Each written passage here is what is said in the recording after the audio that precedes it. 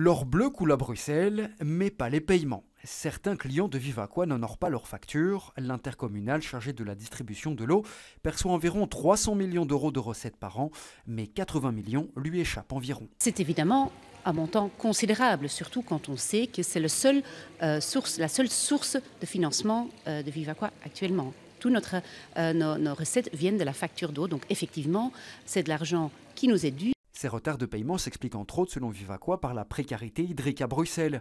Les ménages n'ont pas toujours les moyens de régler les factures. Le facteur principal, c'est la pauvreté à Bruxelles. Un tiers des Bruxellois est sous le seuil de pauvreté. Donc le seuil de pauvreté, c'est 1 366 € par mois pour une personne isolée. Le premier facteur de surendettement des Bruxellois, c'est le paiement des factures d'énergie, en ce compris l'eau. Des aides existent pourtant pour les plus défavorisés, l'intervention sociale pour l'eau notamment financée par la région bruxelloise. Mais faut-il encore que les profils visés soient au courant de ce processus? C'est toute la problématique du non-recours au droit, c'est qu'un droit existe, mais ça ne suffit pas, il faut que les personnes en aient connaissance. Et au-delà de ça, qu'elles puissent être accompagnées dans les démarches administratives qui peuvent être parfois compliquées pour tout un chacun. Autre facteur, le tissu économique bruxellois.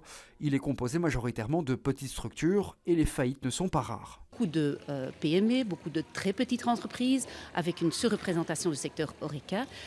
Dans ce secteur, il y a beaucoup de turnover, beaucoup de faillites, etc. Ça, évidemment, pèse sur les factures que nous envoyons aussi, qui sont souvent pas payés. Depuis 2022, Vivaqua n'a également plus la possibilité de couper l'approvisionnement en eau à un client.